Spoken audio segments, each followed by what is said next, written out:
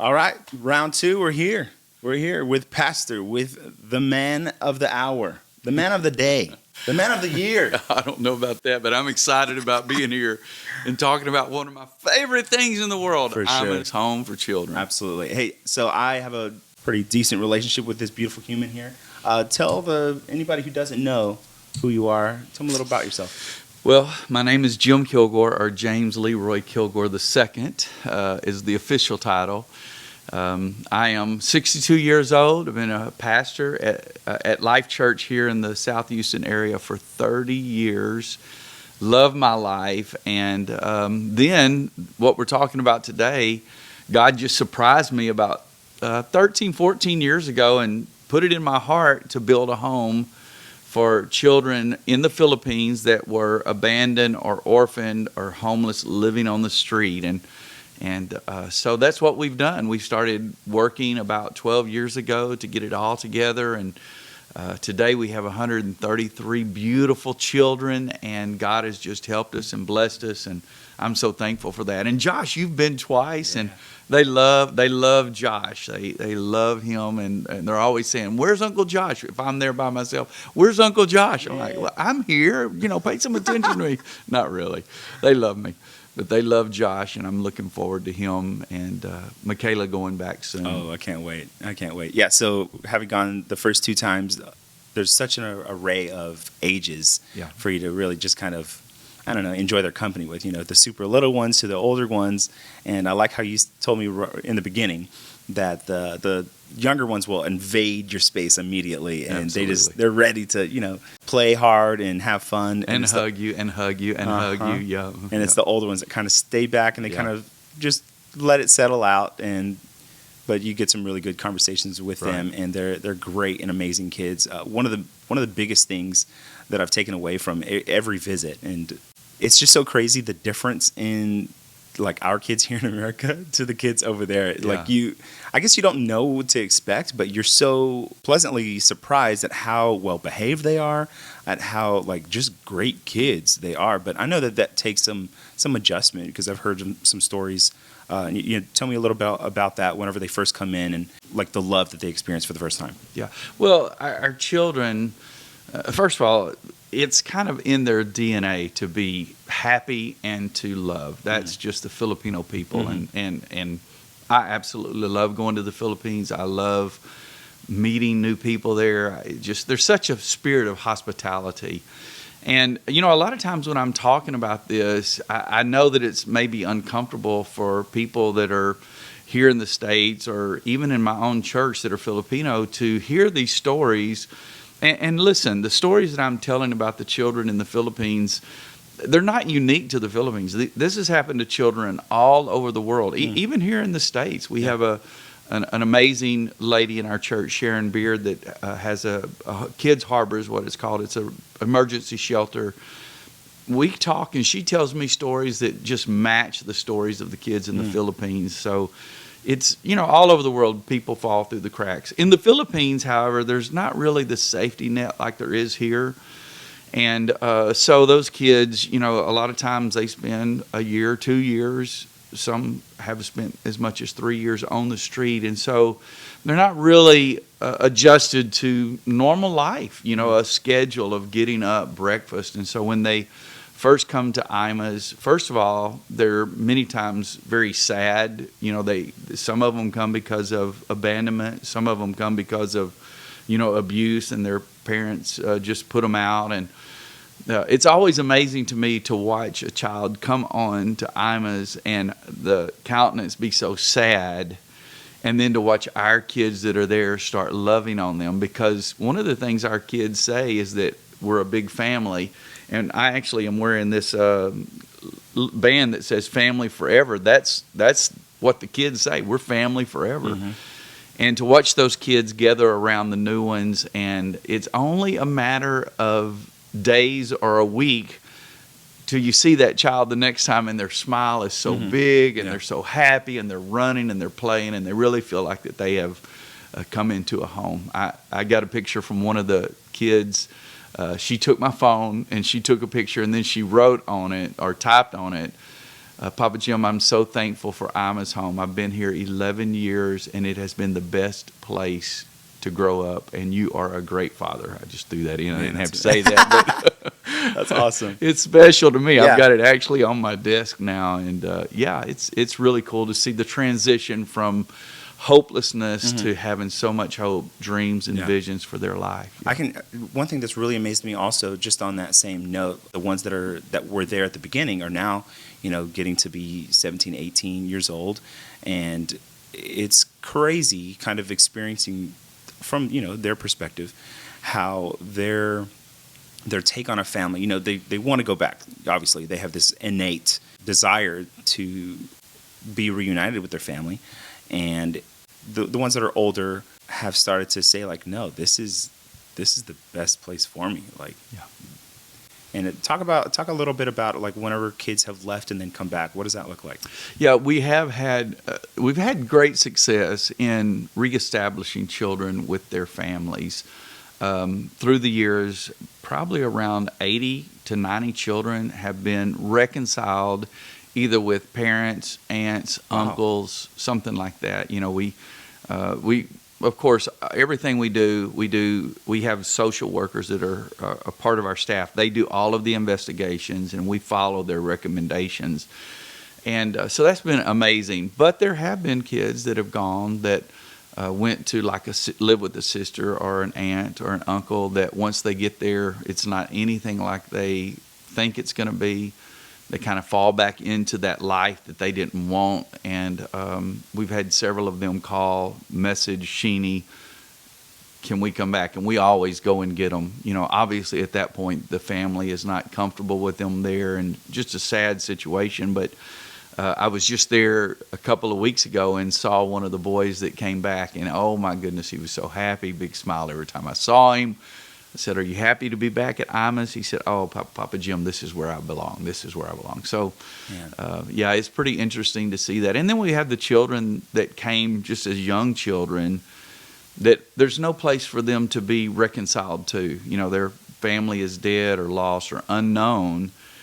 And then there's so many of the siblings that it's not possible to put them in an adoption situation, because, the government will not allow just one sibling to be adopted. You have to adopt all of them, which I think is right. Yeah. The siblings need to stay together. But I've watched them, grow up there, and it's just really amazing how they make it their home, and they love all of the kids that they've grown up with, and they just become family. They become brothers and sisters. They fight among themselves, just like you fought with your brothers and sisters. Sure. I know I fought with my sisters. But if somebody from the outside is on one of them, then they're all on the side of that one that's being Heaven picked save that on. child. Yes, Oh, absolutely. my gosh. It's pretty awesome. One thing that's really cool is, okay, so you fly into Manila or you fly into Clark, either of the places, and as you're getting there, you're just seeing how the nation is used to living. Yeah. And then whenever you get to Ima's home, it's just like, you've been transported. Well, from the very beginning, I wanted to provide a place of beauty for them. A lot of these children grew up living on the streets, a lot of grime. Actually, most of the time when we have a child that is rescued that comes to us, we take them straight to the hospital, because they're going to have some type of lung issue, scabies, which is little bugs that burrow into their skin, lice. I mean, they've lived a rough life, so we take them to the hospital. We get any medicines they need. We get a checkup for them, and we just try and do our best to help them. And we want them to come into a place that is beautiful. We don't spend a lot of money on it, but I put a high priority on cleanliness. We clean the grounds every day. I put a high priority on landscaping. We have beautiful trees, beautiful flowers. And then we have a process of making sure that all of the rooms are cleaned daily and all of the kids are cleaned daily. So I just want them to grow up in a beautiful place. I want them to love it. I don't want them to come in and think, oh my goodness, this place is so filthy. Never. I want them to come in and say, wow, I'm so proud of the place that I live in. I thank you for noticing that, because that's a big part of what I want to do. Absolutely. Yeah. Well, the first one's pretty beautiful, but the second one, I mean, oh gosh, it's just, it gets better and better. Like, I remember the first time that we went and stayed at the new campus, and you're just like, you're like jaw dropped, like, because you just came in from, I don't know if you've ever been to, like, Mexico or Jamaica and see, poverty there and what that looks like. This is just, it's a different sort of that. Yeah. But then you enter this space and you're like, oh my gosh, this is insane. But I love how you told me a while back. What did you say that the dollar is? The building materials over there is like 20 per square foot. Over here, what is that? It's if you're building something here in the States, you're now probably going to pay $200 to $300 a square foot. And of course, I can build there for about $25 a square foot. So it's, awesome. The construction type is different. Yeah. It's very, the construction is solid, but it's just a different type of building. It's all concrete. And, it's just easy to build, and it's not expensive. So I've built some nice buildings there, again, on the same premise of I want these kids to grow up with, beautiful things. I want them to have the facilities that they need to become the good citizens that I believe God has promised me they will be. So, yeah. How has it been moving the boys to their entirely own campus, and how has that transition been? It's been something that we've had to work through and make adjustments, just like with any change. How have the siblings taken it? Well, they see each other quite often. They go to school together. Then at least once or twice a week, there's big gatherings where they're all together, and so. While there may be a few days where they don't see each other, they still see each other. And actually, I think that, not necessarily for the siblings, but just for boys and girls, now when they get together, it's a little more exciting, happiness, a little more family, instead of seeing each other all day, every day. It more. And it relieves some of that tension of, oh, I've got a crush on him, he's got a crush on her. It's working. It's working, and I think it's going to be great. Yeah, man, that reminds me of just being like at youth camp or kids camp, yes. where you're it's all these kids around, and then those relationship sparks fly immediately, quickly. Yeah. And think about that, living through that. Yikes. That's one of my favorite things to do is when I go say, okay, now who's got a crush on who? And for them to tell me, well, she and they won't ever tell you who they like, but they know everybody else. And that's funny. And then I'll say, well, what about you? Oh, no, Papa Jim. Books first. Books first. Good.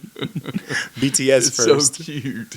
Oh, it's funny. Man, that's good. So whenever I went the last time, everybody was still at one campus. So Tito went, and he said he stayed at the upper half. What did that look like?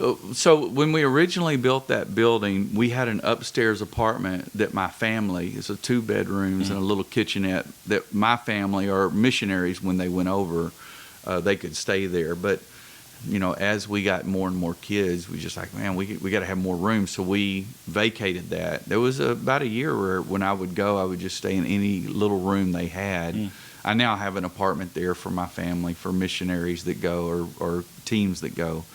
But he stayed up there. He stayed up in that original apartment, yeah. Cool. Hey, I don't even know the people that you had over there from Oklahoma. Talk about them. Where are they from? Oh, yeah. It was a great team from Pastor Simeon Young's church. Oh, and Simeon. They were there during the Sports Fest, and they were amazing. Cool. The kids, of course, they fall in love with people that show them attention. And that team was so kind to show them attention and to help them. And so, yeah, that was really cool. That's awesome.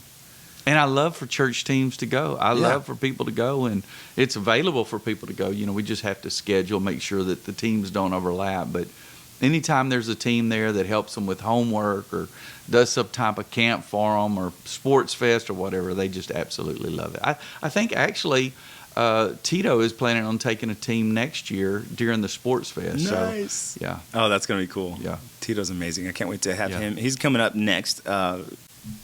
In the next segment, so that's going to be really cool. So, a massive event has happened recently with the home. Talk a little about that. This is the first experience with everything that happened with Alex. Yeah, one of our little boys, Alex, he had a disease that we didn't see, and it was an enlarged heart. A lot of times, our kids, because they've been raised in poverty, they've not eaten healthy foods. They've had fevers that have spiked with no attempt to bring the temperature down. I mean, you know how it is with Tate.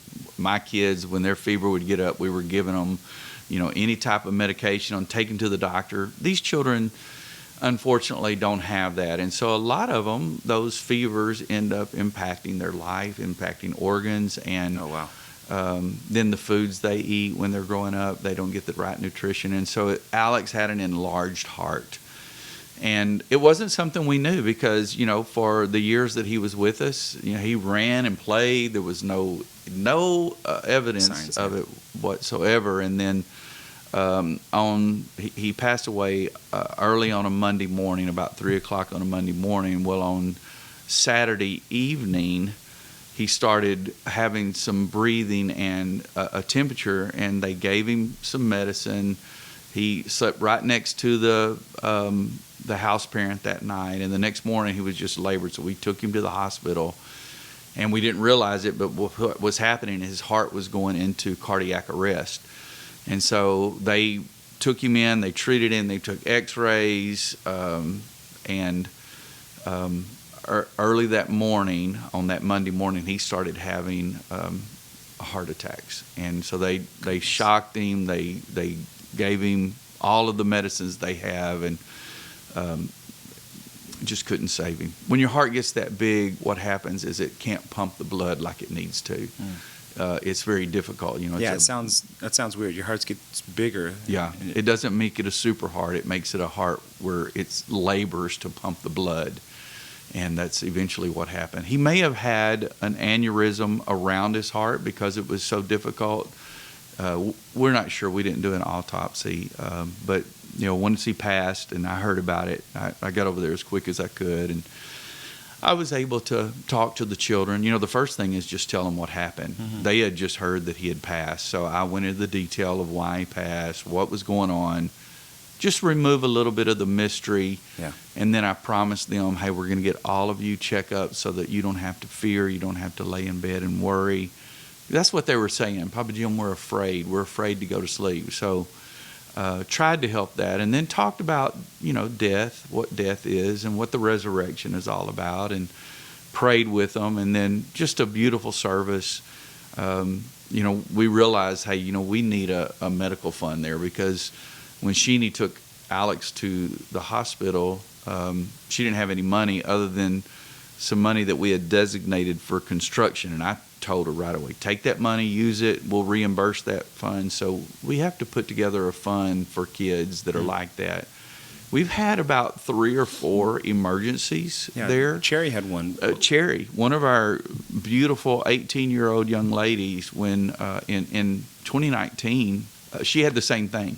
She actually has to have medicine every 21 days for that same thing. And so when she went into the hospital, it was expensive. I raised money for it then. And Alex, of course, we didn't have time to raise money. But she's recovered. She's doing great. It's something we monitor constantly. Another little girl has the same thing, Mikai. And so every 21 days they go to the doctor. They're checked, and so I'm thankful for that. I'm thankful that we have some help there, and that those kids have really come out of that. But another time we had a child that had to have their appendix taken out, so that was an emergency fund. And the health care there is free, but it comes with a long waiting line, and sometimes it comes with like Cherry, the heart doctor at the government hospitals came once every 6 weeks. Oh, wow. So we normally take our children to private hospitals where they can get care instantly, especially if it's emergency like that. So I think Alex altogether, the treatment that we had in the hospital and his funeral was about $6,000. But we kind of learned some things, and bless his heart, I'm determined that we're going to get checkups for all the rest of our children so that we're not surprised by anything like that again. Well, that's a good success rate right there. You got 133 that are currently there now, and you've only had like this a couple times. Wow. Yeah. I mean, praise God.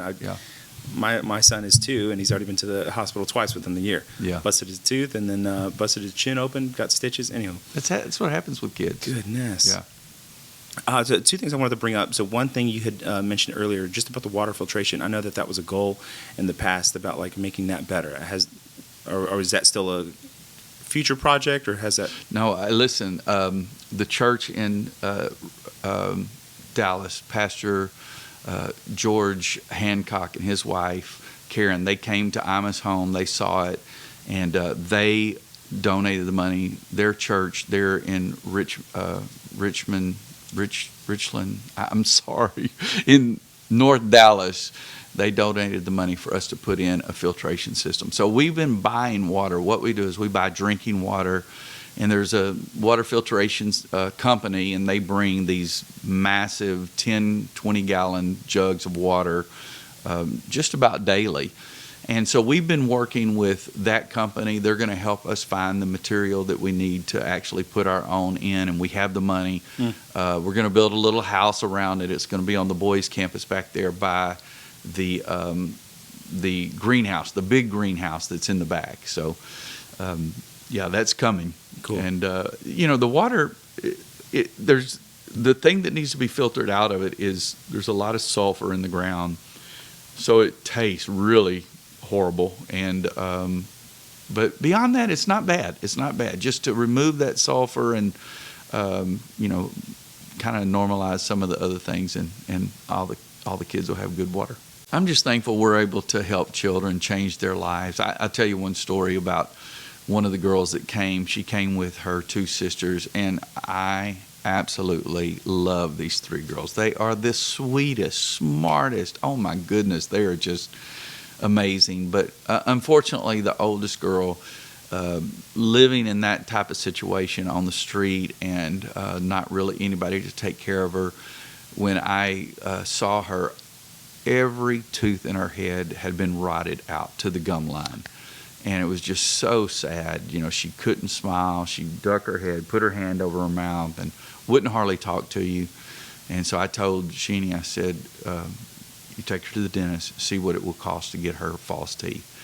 And it's not very expensive at all. I think it was like $650, So we did. They started pulling teeth over a period of time. They pulled the teeth, and they started fitting her for false teeth. And I happened to be there the day that she left and got her teeth and then came home. And I'm telling you, the first time I saw her smile, it was like a whole different person. The confidence and it just was amazing. And she still, I love to see her smile. I'll tell corny jokes around her just so I can hear her smile. For sure.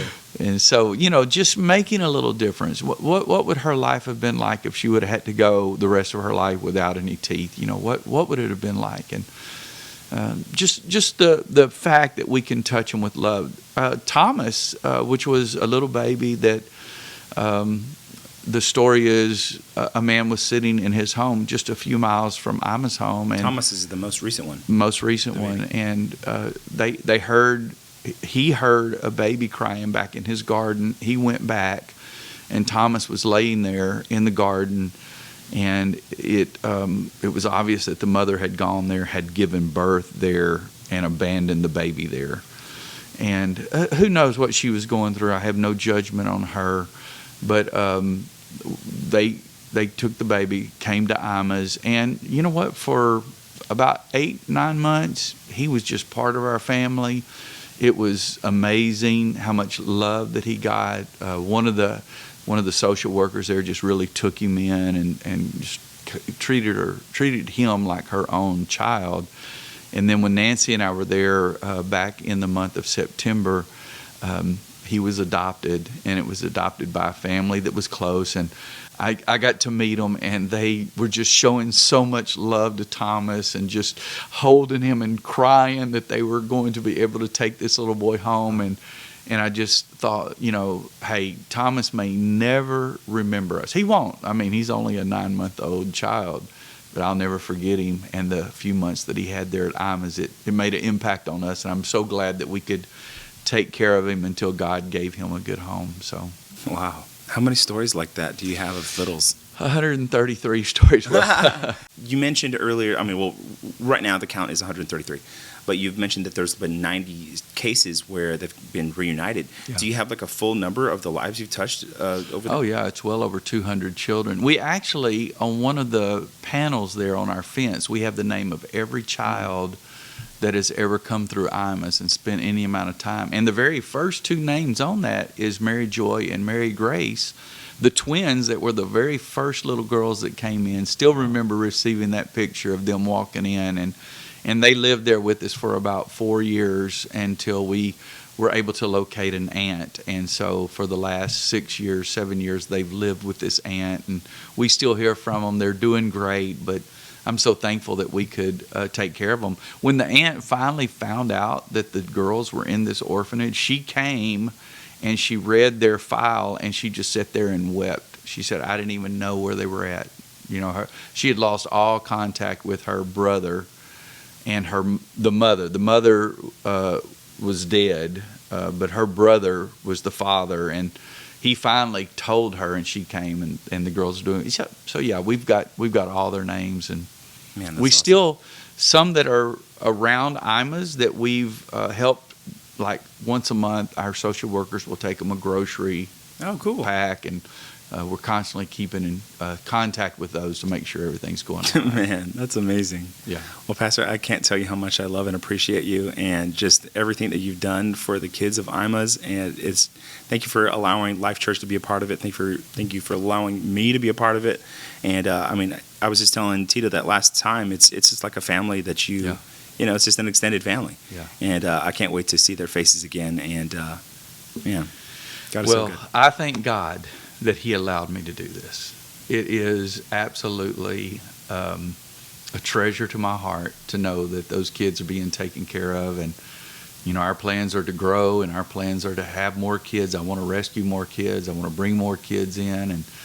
And I'm so thankful for my church family. First of all, my family. My wife, from the very beginning, Nancy was with me. Mama Nancy was with me, and the kids love her. It's her birthday today, and so many of the kids from IMAs that are old enough to have phones. Mama Nancy, we love you. Happy birthday. Awesome. And thankful for my family. Thankful for my church family. Oh, my goodness. I couldn't have done it without my church family. And then over the last 3 or 4 years, all of the churches that have started becoming a part of this, and pastors that have gone, they have seen what we're doing, and so I'm thankful for that. I'm thankful you went twice and that you're going to go back many more Yes, sir. times. Yes, sir.